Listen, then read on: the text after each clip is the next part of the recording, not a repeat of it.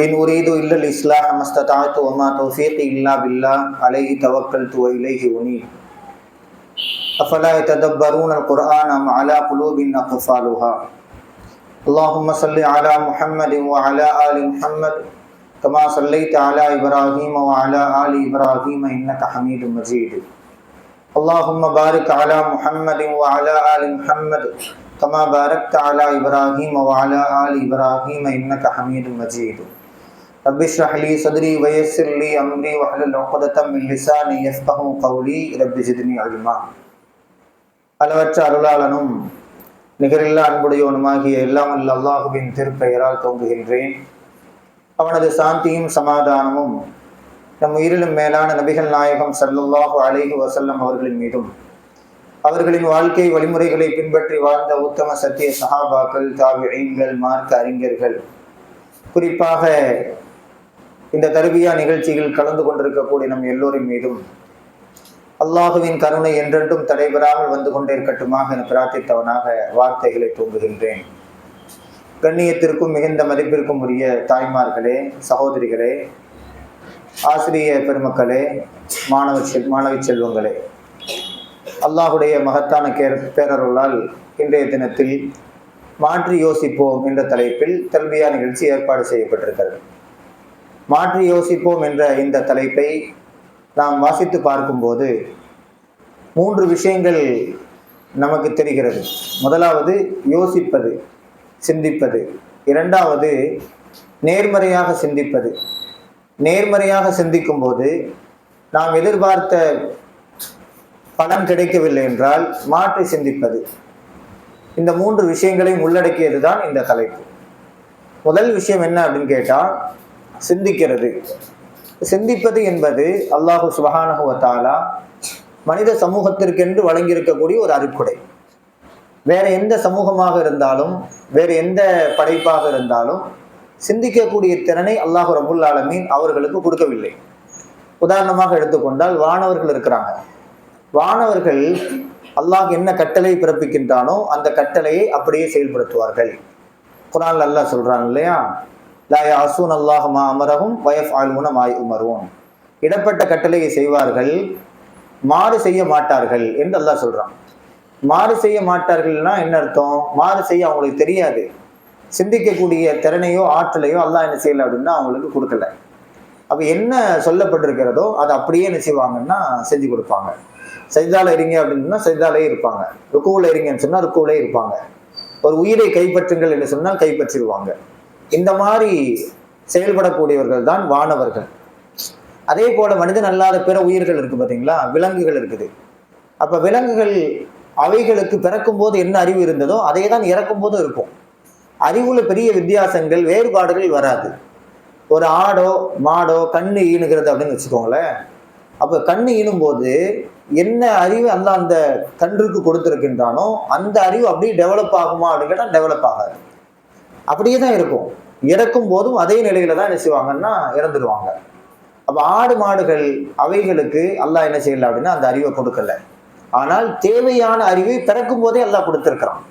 இப்போ ஒரு ஆடு இருக்குது, ஒரு மாடு இருக்குதுன்னு வைங்களேன், அது கண்ணுக்குட்டி போடுது அப்படின்னா அந்த பிறந்த கண்ணுக்குட்டி இருக்கு இல்லையா, அது எப்படி நிற்கணுங்கிறத தானா கற்றுக்கணும்.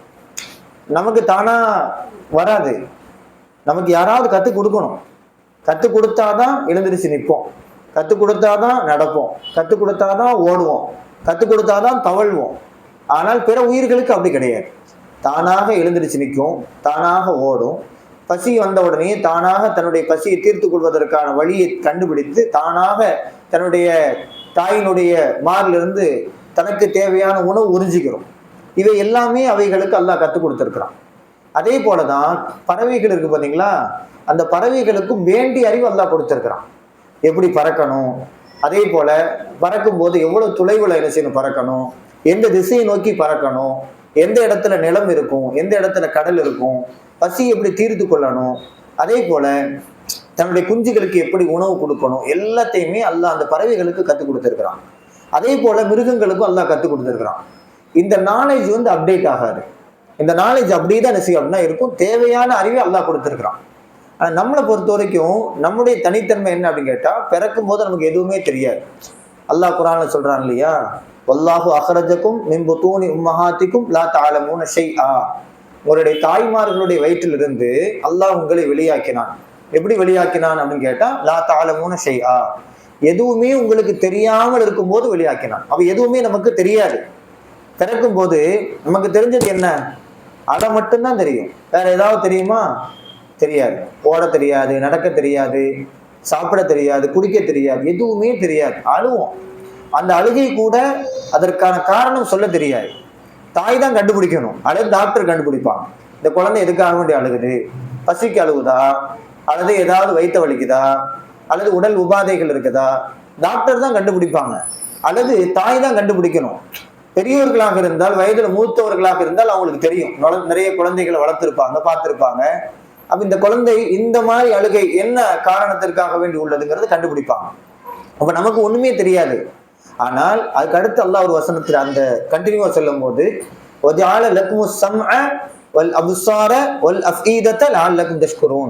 அல்லாஹ் உங்களுக்கு செவி புலன்களை தந்திருக்கின்றான், பார்வை திறன்களை தந்திருக்கின்றான், உள்ளங்களை தந்திருக்கின்றான், நீங்கள் நன்றி செலுத்தும் பொருட்டு அப்படின்னு நல்லா சொல்றான். அப்போ செவி புலன்கள் இருக்கு பாத்தீங்களா, இந்த செவி புலன்கள்ல நம்ம எதை கேட்கிறோமோ அதை வச்சு நம்மளால பல விஷயங்களை அறிந்து கொள்ள முடியும். பார்வையின் மூலமாக எதை பார்க்கின்றோமோ அதன் மூலமாக பல விஷயங்களை நம்மளால தெரிஞ்சுக்கிற முடியும். நம்முடைய உள்ளத்தை கொண்டு பல விஷயங்களை நம்மளால தெரிஞ்சுக்கிற முடியும். இந்த மாதிரி அப்டேட் பண்ணக்கூடிய ஆற்றலை, திறனை அல்லாஹ் நமக்கு கொடுத்திருக்கிறான். ஆனா ஆடு மாடுகளுக்கு என்ன செய்யல, கொடுக்கல. இப்போ ஆடு இருக்குன்னு வைங்களேன், ஒரு மாடு இருக்குது. மாட்டுக்கு அதுக்கு பக்கத்துல கீரை, பருப்பு, தண்ணி இதெல்லாம் வச்சிங்கன்னு சொன்னா எல்லாத்தையும் தனித்தனியா தான் சாப்பிடும், அப்படிதானே? ஆனா நம்ம என்ன பண்றோம், ஆரம்பத்துல தனியா சாப்பிட்டுருப்போம். இப்ப என்ன பண்றோம் அப்படின்னு கேட்டா, அந்த பருப்பு, தண்ணி, கீரை எல்லாத்தையும் மிக்ஸ் பண்ணி ஒரு உணவாக சமைத்து டேஸ்டாக சாப்பிட்றதுக்கு என்ன வழி அப்படிங்கிறத நம்ம கண்டுபிடிக்கிறோம். இப்ப நம்ம முன்னால் இருக்கக்கூடிய எல்லா பொருட்களுமே மனிதனுடைய சிந்தனையினுடைய விளைவு தான். இந்த மைக்காக இருந்தாலும், இந்த போனாக இருந்தாலும் எல்லாமே. ஆனா ஆடு மாடுகளை பார்த்தீங்கன்னு சொன்னா அது அப்படி பார்க்காது, எல்லாத்தையுமே தனித்தனியா தான் பார்க்கும். இப்ப சிந்திக்கக்கூடிய திறன் ஆடு மாடுகளுக்கு, பிற உயிர்களுக்கு கிடையாது. யாருக்கு தான் இருக்குது அப்படின்னு கேட்டா நமக்கு தான் இருக்குது. அல்லாஹ் நமக்கு மட்டுமே கொடுத்திருக்கக்கூடிய தனிச்சிறப்பு தான் சிந்தனை அப்படிங்கிறது. வேற யாருக்கும் அல்லாஹ் சில கொடுக்கல, பகுத்தறிவு அப்படிங்கிறது. அப்ப சிந்திக்கிறது அப்படிங்கிறது என்ன அப்படின்னு கேட்டா, ஒரு விஷயத்திலிருந்து இன்னொரு விஷயத்தை கண்டுபிடிக்கிறோம் பாத்தீங்களா, அதுதான் சிந்தனை. சிந்தனைங்கிறது என்ன? சிந்திக்கிறேன்னு நம்ம சொல்றோமே, சிந்திக்கிறதுங்கிறது என்ன அப்படின்னு கேட்டா, ஒரு விஷயத்தை பார்த்து அதன் மூலமாக இன்னொரு விஷயத்தை அறிந்து கொள்வது சிந்தனை. உதாரணமாக சொல்றதா இருந்தோம்னா, ஒரு இடத்துல புகையா வருது, அந்த புகை நமக்கு என்ன சொல்லுது? தீ எரியுதுங்கிறத சொல்லுது, அப்படித்தானே? அப்போ ஒரு விஷயத்தை நம்ம பார்க்கிறோம், இன்னொன்னு நம்ம தெரிஞ்சுக்கிறோம். இந்த பக்கத்து ரூம்ல இருந்து ஒருத்தர் சத்தம் போடுறான்னு வைங்களேன், சப்தத்தை நம்ம கேட்கிறோம், அதன் வழியாக அங்க ஒரு ஆள் இருக்கிறாருங்கிறத தெரிஞ்சுக்கிறோம், இல்லையா? அப்போ ஒரு விஷயத்தின் மூலமாக இன்னொரு விஷயத்தை அறிந்து கொள்வது சிந்தனை அப்படின்னு சொல்லி நமக்கு சிந்தனைக்கு விளக்கம் தர்றாங்க. அப்ப இந்த உலகத்துல அல்லாஹ் சுப்ஹானஹு வ தஆலா சிந்திக்கக்கூடிய படைப்பாக மனிதனைத்தான் படைத்திருக்கின்றான். ஆனா உலகத்துல கடினமான வேலையாக நினைப்பது சிந்தனை தான். நம்மள பெரும்பாலானவர்கள் எப்படி இருக்கிறோம் அப்படின்னு கேட்டா, மற்றவர்களை ஃபாலோ பண்ணக்கூடியவங்களா தான் இருப்போம். சிந்திக்கக்கூடிய மக்கள் எத்தனை பேர் இருக்கிறாங்க உலகத்துல? ரொம்ப ரொம்ப கம்மி. எல்லாருமே மற்றவங்கள தான் நினைச்சுவாங்கன்னா ஃபாலோ பண்றாங்க, பெரும்பாலும் மற்றவங்கள தான் ஃபாலோ பண்றாங்க. இப்ப நீங்க எல்லாருமே தொழக்கூடியவர்கள் பள்ளிவாசல நிறைய வந்திருப்பாங்க. தொழக்கூடியவர்கள் தொழுகை எப்படி கத்துக்கிட்டாங்க அப்படின்னு பாத்தீங்கன்னா, மற்றவங்க எப்படி தொழுகிறாங்களோ அதை பார்த்து தான் கத்துக்கிடுவாங்க. குரானை படிச்சோ, ஹதீஸை படிச்சோ, சிந்திச்சோ கத்துக்கிட்டாங்களா? இல்லை, அப்படி கத்துக்கிட மாட்டாங்க. சமையல் இருக்குது, சமையல்ல மற்றவங்க என்ன பண்றாங்களோ அதை பார்த்து செய்யக்கூடியவங்க தான் அதிகம். புதுசா ஒண்ணு உண்டாக்குறவங்க கம்மி. அதுதான் யதார்த்தம். சிந்திக்கக்கூடியவர்கள் அப்படிங்கிறவங்க உலகத்துல ரொம்ப ரொம்ப கம்மி. பெரும்பாலும் எப்படி இருப்பாங்க அப்படின்னா, சிந்தனைக்கு வேலை கொடுக்க மாட்டாங்க. ஏன்னா கஷ்டமா இருக்குது அப்படிங்கிறதுனால. எப்பவுமே நம்ம சேஃபா இருக்கணும், ஜாலியா இருக்கணும், என்ஜாய் பண்ணணும் அப்படிதான் நினைக்கிறோமே தவிர்த்து சிந்திக்கிறது அப்படிங்கிறதுல நிறைய பேர் போக மாட்டாங்க. அப்ப யார் சிந்திக்கிறாங்களோ அவங்க இந்த உலகத்துல மிகப்பெரிய தலைவர்களாக, அறிவாளிகளாக, அவர்கள் மூலமாக இந்த உலகத்திற்கு நிறைய கொடைகளை வழங்கக்கூடியவர்களாக உருவாகி வந்துடுறாங்க. அந்த மாதிரி சிந்தனை அப்படிங்கிறது ரொம்ப ரொம்ப முக்கியம். நம்ம கல்வியை பொறுத்த வரைக்கும் இஸ்லாமிய கல்வி அதைத்தான் நமக்கு சொல்லி தருது. நீங்க அகாடமிக் கல்வி இருக்கு பாத்தீங்களா, அதையும் இஸ்லாமிய கல்வியை நீங்க எடுத்து பாத்தீங்கன்னு சொன்னா, அகாடமிக் கல்வியில எப்படி சொல்லி தர்றாங்க? எல்லாத்தையுமே மனப்பாடம் பண்ணி நீங்க ஒப்புவிக்கிற மாதிரி தான் இருக்கும். அப்படித்தானே இருக்குது? ஸ்டேட் போர்டில் படிக்கிறீங்க, என்ன படிக்கிறீங்க? எல்லாத்தையும் மனப்பாடம் பண்ணணும். என்ன மனப்பாடம் பண்ணீங்களோ அதை அப்படியே ஒப்புவிக்கணும். இதான ஸ்டேட் போர்ட் கல்வி. இஸ்லாமிய கல்வி அப்படி இல்லை. இஸ்லாமிய கல்வி எப்படின்னா, நீங்க சிந்திங்க சிந்திங்க சிந்திங்கன்னு சொல்லி சிந்தனையை தூண்டக்கூடிய கல்விதான் இஸ்லாமிய கல்வி. அப்ப இந்த கல்வி தான் உலகத்துல மேலை நாடுகள், வளர்ந்த நாடுகள் இருக்கு பார்த்தீங்களா, அவங்க எல்லாருமே இந்த கல்வியை தான் எடுத்துக்கிறாங்க. சிந்திக்கக்கூடிய கல்வி தான் எடுக்கிறாங்களே தவிர்த்து மேக்கப் பண்ணக்கூடிய கல்வி அவங்க எடுக்கிறது இல்லை. அதனாலதான் இன்னைக்கு வளர்ந்த நாடுகள் அதிகமா கண்டுபிடிக்கிறாங்க. அவங்களுடைய கண்டுபிடிப்புகளை தான் நாம இன்னைக்கு அனுபவிக்கிறோம். அவங்களுடைய கண்டுபிடிப்புகளை தான் யூஸ் பண்றோம். இன்னைக்கு நீங்க இருக்கிறீங்க, எல்லாரும் இருக்கிறீங்க, இங்க இருக்கக்கூடிய எல்லார் வீட்லயுமே ஏதோ ஒரு வெளிநாட்டுக்காரனுடைய ப்ராடக்டை நம்ம யூஸ் பண்ணிட்டு இருப்போம். உண்டா இல்லையா? வீட்டில் பிஸ்கட் சாப்பிட்றோம், பிரிட்டானியா பிஸ்கட். அது யார் ப்ராடக்ட்? நம்ம ப்ராடக்டா? இல்லை, வெளிநாட்டுக்காரனுடைய ப்ராடக்ட். ரோட்ல கார் ஓடுது, எவ்வளோ கார் ஓடுது? நம்ம ப்ராடக்டா? வெளிநாட்டுக்காரனுடைய ப்ராடக்ட். பைக் ஓட்டுறோம், ஹோண்டா அப்படின்னு ஒரு பைக் இருக்கு. யார் கண்டுபிடிச்சது? ஜப்பான்காரன் கண்டுபிடிச்சது. நம்ம கண்டுபிடிச்சதா? கிடையாது. டைட்டன் அப்படின்னு சொல்லி வாட்ச் போடுறோம், அதுதான் இந்தியன் கம்பெனி. நிறைய கம்பெனி பார்த்தீங்கன்னா Japan company, German company, American company, Britain company, Korean company. Mobile phone இருக்குது, இது சாம்சங் மொபைல் போன். இது யார் கம்பெனி? Korean company. நம்ம கம்பெனியா? கிடையாது. ஏன் நம்ம கம்பெனி வரமாட்டேங்குது அப்படின்னு கேட்டா, நம்ம பாடத்திட்டமே அப்படி கிடையாது. நம்முடைய சிலபஸ் அப்படி ஃப்ரேம் பண்ணல. இப்ப யூதர்கள் இருக்கிறாங்கல்ல, இஸ்ரேல். இஸ்ரேல் அப்படிங்கிறது ஒரு சின்ன நாடு, குட்டி நாடு தான். அந்த குட்டி நாடு இருக்கு இல்லையா, அங்க கல்வி திட்டத்தை எப்படி வச்சிருக்கிறாங்க தெரியுமா? ஒரு குழந்தை, ஒரு பெண்மணி கன்சீவ் ஆயிட்டாங்கன்னு வைங்க, கன்சீவ் ஆன உடனேயே அவங்க என்னெல்லாம் சாப்பிடணும் அப்படின்னு ஒரு லிஸ்ட் அவுட் பண்ணியிருப்பாங்க. நம்ம என்னெல்லாம் சாப்பிட்றோம்? நினைச்சதை சாப்பிட்றோம். ஏதாவது நமக்கு ரெஸ்ட்ரிக்ட் இருக்கா? இதை சாப்பிடணும், இது சாப்பிடணும்? இல்லை, நினைச்சதை சாப்பிடுவோம். எது தோணுதோ அதை சாப்பிடுவோம், கிடைக்கிறத நான் சாப்பிட்றோம். அவங்க என்ன பண்றாங்க அப்படின்னா, குழந்தையினுடைய மூளை வளர்ச்சியை தூண்டக்கூடிய, ஆரோக்கியத்தை தூண்டக்கூடிய உணவுகளை பட்டியல் போட்டிருக்கிறாங்க. ரெண்டாவது என்ன பண்ணுவாங்க அப்படின்னு கேட்டோம்னா, பிரெக்னன்சி சிலபஸ் அப்படின்னு ஒன்று வச்சிருப்பாங்க. இந்த பிரெக்னன்சி சிலபஸ்ல என்ன பண்ணுவாங்க அப்படின்னா, தாய் இருக்காங்கல்ல, அவங்களுக்கு கடினமான மேத்தமெட்டிக்ஸ் கொடுத்து அதை சால்வ் பண்ண சொல்லுவாங்க. அப்ப தாய் சிந்திக்கும் போது, மேத்தமெட்டிக்ஸை சிந்திக்கும் போது, ஒரு பிரச்சனையை சால்வ் பண்ணணும் அப்படின்னு தோணும் போது அவங்க மூளை நிறைய வேலை பார்க்கும். நிறைய வேலை பார்க்கும் போது இதன் மூலமா குழந்தைக்கு சிந்திக்கக்கூடிய திறன் வளரும் அப்படிங்கிறது அவங்க கண்டுபிடிக்கிறாங்க. அவங்களுடைய ஆய்வுல அவங்க என்ன செஞ்சிருக்கிறாங்கன்னா அப்படி பண்ணி வச்சிருக்காங்க. யூதர்கள் நல்லவங்க கிடையாது, மோசமானவங்க, ஆக மோசமானவர்கள் யூதர்கள். அதுல மாற்று கருத்தே இல்லை. குர்ஆன்ல அவங்கள பத்தி எல்லாம் தெளிவுபடுத்தி இருக்கிறாங்க. ஆனா இன்னைக்கு அவங்க தன்னுடைய சமூகத்தை எப்படி வளர்த்தெடுக்கிறாங்க அப்படின்னு சொன்னா, சிந்திக்கக்கூடிய சமூகமாக அந்த குழந்தைகளை வளர்த்தெடுக்கிறாங்க.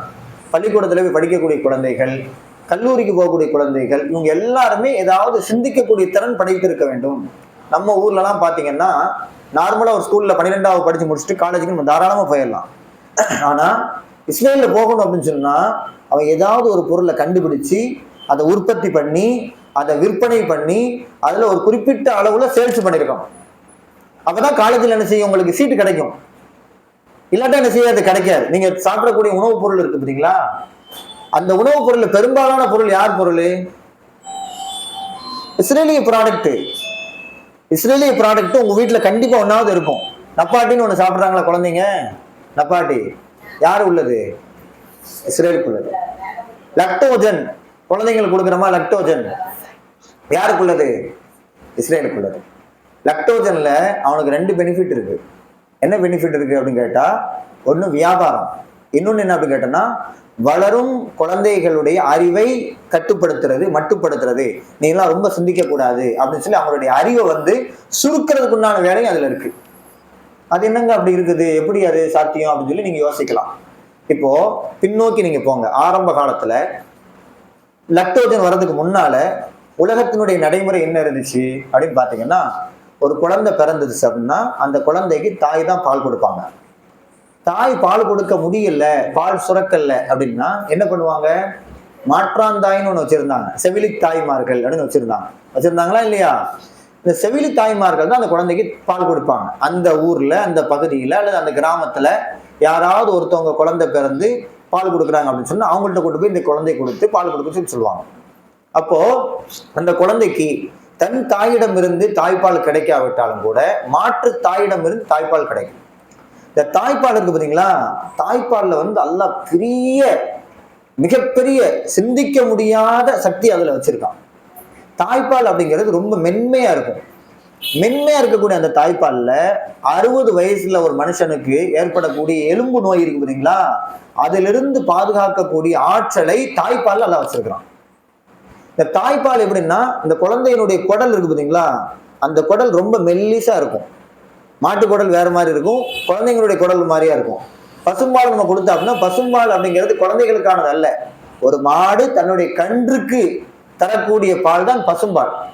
நாம என்ன பண்றோம் அப்படின்னா, குழந்தைக்கு பசும்பால் கொடுக்கலாம் அப்படின்னு நினைக்கிறோம். குழந்தைக்கு உகந்தது தாய்ப்பால் தான். அதுலதான் குழந்தையினுடைய மூளையை தூண்டக்கூடிய, உடம்பை வலுப்படுத்தக்கூடிய எல்லா சத்தும் அதுலதான் இருக்கு. டாக்டர்கிட்ட நீங்க போங்க, சொல்லுவாங்க தாய்ப்பால் கொடுங்க.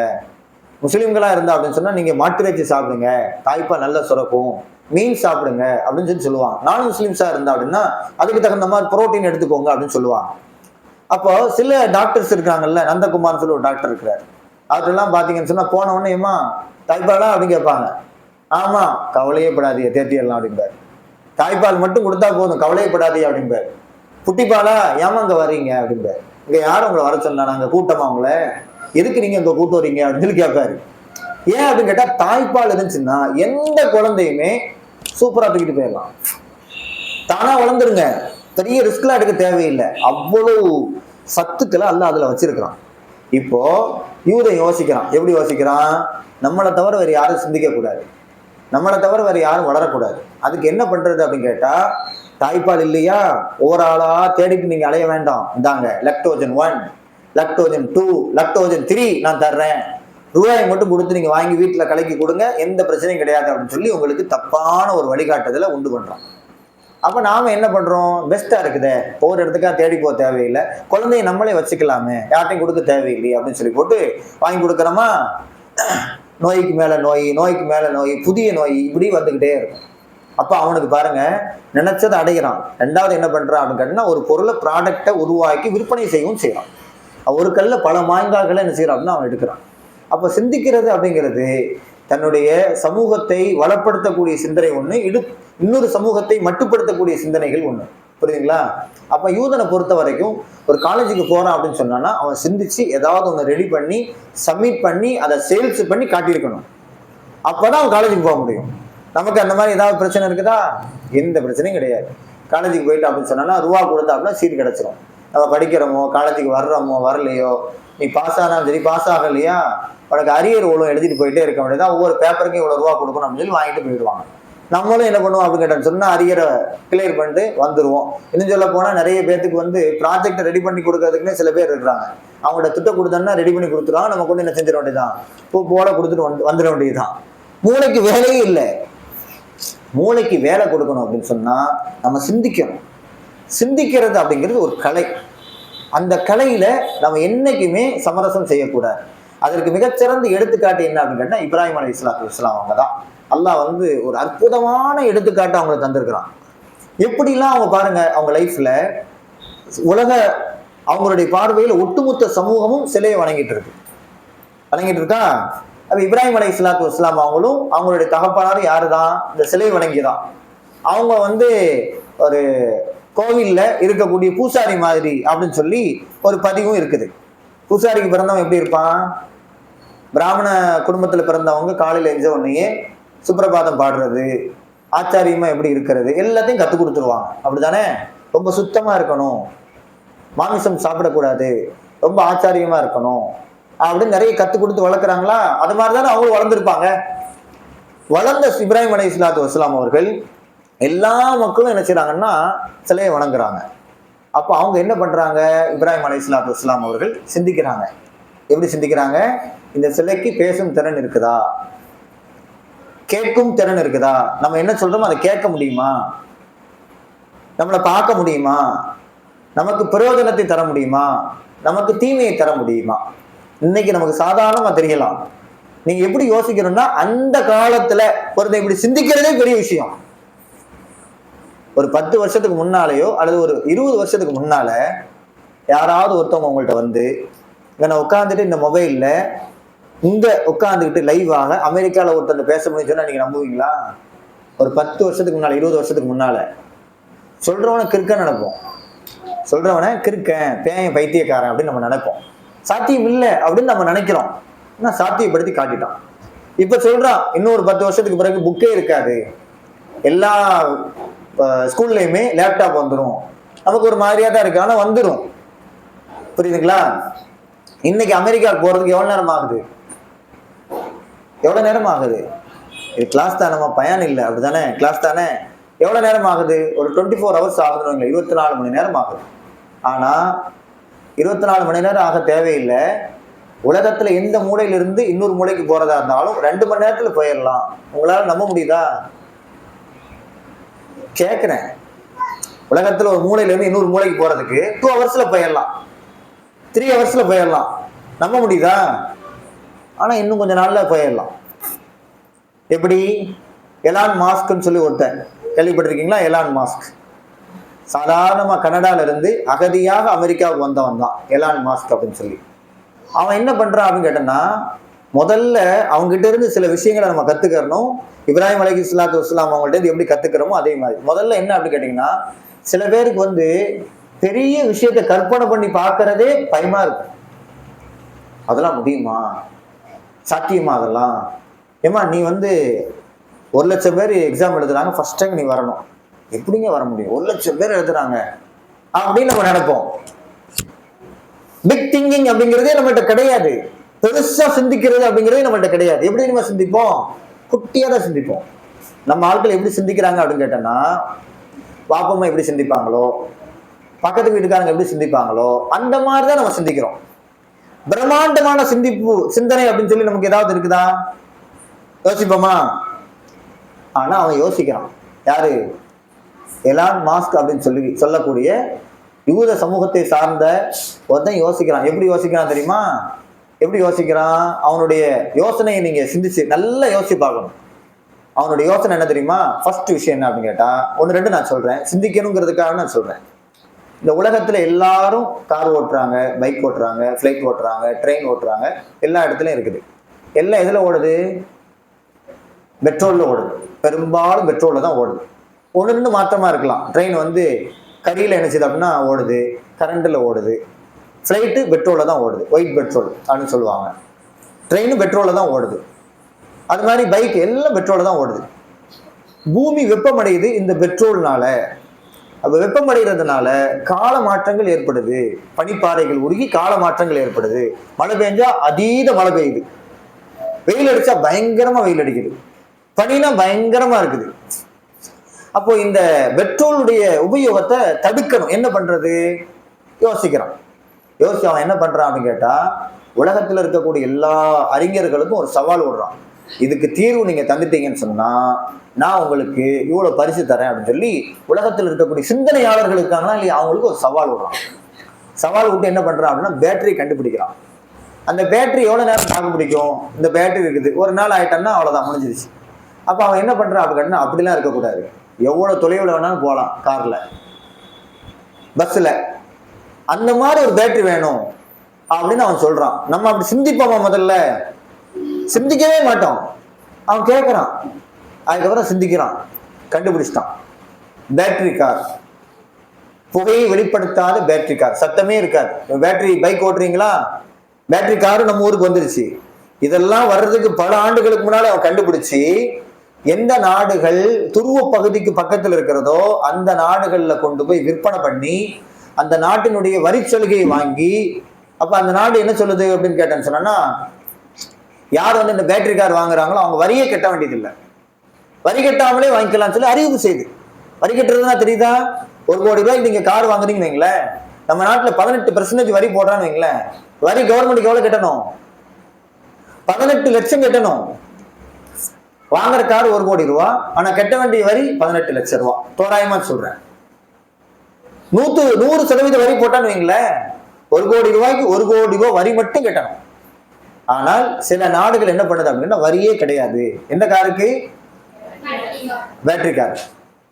அந்த கார் கம்பெனிக்கு பேர் என்ன அப்படின்னா டெஸ்லா அப்படின்னு வைக்கிறான். டெஸ்லா அப்படின்னு சொல்லி, டெஸ்லா அப்படிங்கிற பேரை வச்சு அந்த காரை உற்பத்தி பண்ணி உலகத்தில் இருக்கக்கூடிய பல நாடுகளுக்கு கொண்டு போய் சேர்த்து, அதன் மூலமாக பொல்யூஷன் உங்களுக்கு குறையும், புரியுதுங்களா? வெப்பம் குறையும் அப்படின்னு சொல்லி அந்த ப்ராடக்டை விற்கிறான். வித்து பெரிய கோடீஸ்வரன் ஆயிடுறான். இன்னைக்கு உலகத்துல நம்பர் 1 பணக்காரன் யாரு? எலான் மாஸ்க் தான். இது ஒரு பெரிய சாதனை. அப்ப யாருமே சிந்திக்காத ஒரு விஷயத்த சிந்திச்சு சாதிச்சுட்டான். பண்ணாச்சா? 2வது பாருங்க, ராக்கெட் விடுறாங்கல்ல. ராக்கெட் விடும்போது இதுவரைக்கும் உலகத்தினுடைய நடைமுறை என்ன தெரியுங்களா? ஒரு ராக்கெட்டை மேல அனுப்புறான். ராக்கெட்ல இருக்கக்கூடிய முக்கியமான பார்ட் இருக்கு பார்த்தீங்களா, அது சின்னதா இருக்கும், பொம்மை மாதிரி தான் இருக்கும். அந்த பொம்மை மாதிரி இருக்கக்கூடிய அந்த பொருளை நீங்க நிலவுல கொண்டு போய் சேர்க்கறதுக்கு ராக்கெட் யூஸ் ஆகுது. சரியா? இந்த ராக்கெட் என்ன பண்ணும் அப்படின்னு கேட்டோம்னா, பூமியில இருந்து மேல எவ்வளவு உடனே அதுல பல பாகங்கள் இருக்கும். ஒவ்வொன்றா கலண்டு கலண்டு கலண்டு விழுந்து கடைசியில் அந்த மெயின் பார்ட் இருக்கு பார்த்தீங்களா, அதை மட்டும் கரெக்டா அந்த இடத்துல தரை இறக்கி இங்க இருந்து ஆய்வு பண்ணுவாங்க. இதுதான் உலகத்தினுடைய நடைமுறை. அப்ப ராக்கெட் எந்த ராக்கெட் மேல போனாலும் திரும்ப என்ன செய்யாது? வராது. அப்படியே திரும்ப வந்தாலும் கடல்ல விழுந்து அழிஞ்சு போயிடும். அப்ப இதனால எவ்வளவு லாஸ் ஆகுது அப்படின்னு கேட்டா, கோடிக்கணக்கான ரூபாய் நமக்கு நஷ்டமாகும். கோடிக்கணக்கான ரூபாய் நஷ்டமாகும். ராக்கெட்டை உருவாக்குறதுக்கே கோடிக்கணக்கில் செலவு பண்ணணும். அப்ப அவ்வளவு நஷ்டமாகுது. அப்ப இவன் என்ன பண்ண அப்படின்னு கேட்டேன்னு சொன்னா, நான் ஒரு ராக்கெட்டை கண்டுபிடிப்பேன். அது எப்படிப்பட்ட ராக்கெட் தெரியுமா? இங்க இருந்து நேரா போய் நிலவுல எந்த பொருளை இறக்கணுமோ அந்த பொருளை இறக்கிட்டு திரும்ப அங்கிருந்து இங்க நான் எங்கன நிக்கணும், நான் ஆர்டர் போடணும், அந்த இடத்துல அந்த ராக்கெட் நின்றும்.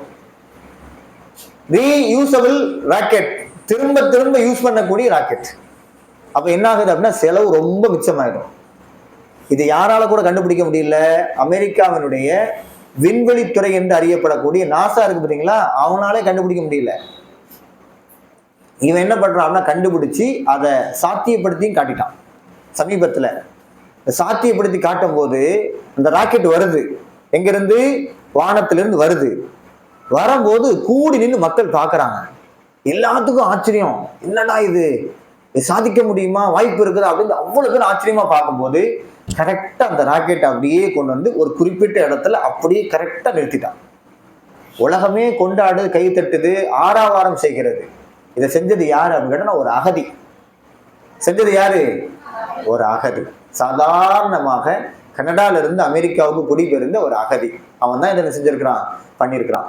முதல்ல ராக்கெட்டை நம்ம செய்யணும்னு சொல்லி நமக்கு தோணுமா? ராக்கெட்டை யார் பண்ணுவாங்கன்னா, ஒரு கவர்மெண்ட் தான் பண்ணணும், நம்மளாம் பண்ண முடியுமா அப்படின்னு தோணவே தோணாது.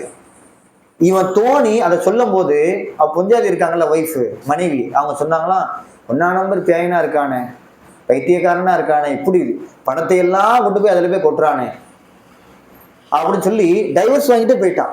உங்க கூடலாம் இன்னும் வாழ முடியாதுப்பா, நீ ஒரு மெண்டல் அப்படின்னு சொல்லிட்டு போயிட்டான். ஆனா இன்னைக்கு அந்த மெண்டல் தான் என்ன பண்ணிட்டான், அமெரிக்காவினுடைய அதிபரையே தேர்வு செய்யக்கூடிய இடத்துல அவன் தான் இருக்கிறான். அந்த அளவுக்கு என்ன செஞ்சுட்டான், வளர்ந்துட்டான். சில பேர் என்ன சொல்றாங்கன்னா, அடுத்த அமெரிக்காவினுடைய அதிபராக இவன் தான் வருவான்னு சொல்லக்கூடிய அளவுக்கு வளர்ந்துட்டான். உலகத்துல யாரையும் டாமினேட் பண்ணக்கூடிய அளவிற்கு, அதிகாரம் செலுத்தக்கூடிய அளவிற்கு சக்தி வாய்ந்த ஒரு மனிதனாக உருவாகிட்டான். அதுக்கு என்ன காரணம் அப்படின்னு கேட்டா, சிந்தனை தான். புரியுதா? சிந்தனை எவ்வளவு வேலை செய்யுறீங்களா? காலையில இருந்து நைட்டு வரைக்கும் உட்கார்ந்து கடையில சுபத்துல கூட நிறைய பேர் போக மாட்டேங்கிறாங்க, போகாம வியாபாரம் பண்ணிக்கிட்டே இருக்கிறாங்க. சரிங்களா? வியாபாரம் பண்ணக்கூடிய அந்த பொருள்ல ஏதாவது ஒரு பொருளை கண்டுபிடிச்சிருந்தான்னு வைங்களேன், நம்ம வியாபாரமே பண்ண தேவையில்லை, அழகா வீட்டில் உட்காந்துட்டு இருக்கலாம். பணத்தை சம்பாத்தியம் பண்ணிட்டு இருக்கோம். பணமே பணத்தை என்ன செய்யும், சம்பாத்தியம் பண்ணும். உதாரணத்துக்கு நான் ஒன்று சொல்றேன் கேளுங்களேன். இந்த பக்கத்து ரூம்ல உஸ்தாத் இருக்காங்கல்ல, அவங்க ரூம்ல பாத்தீங்கன்னா இந்த சவுத்துல ஒரு பேப்பர் ஒட்டி வச்சிருக்கிறாங்க. வாங்க சொல்றாங்க.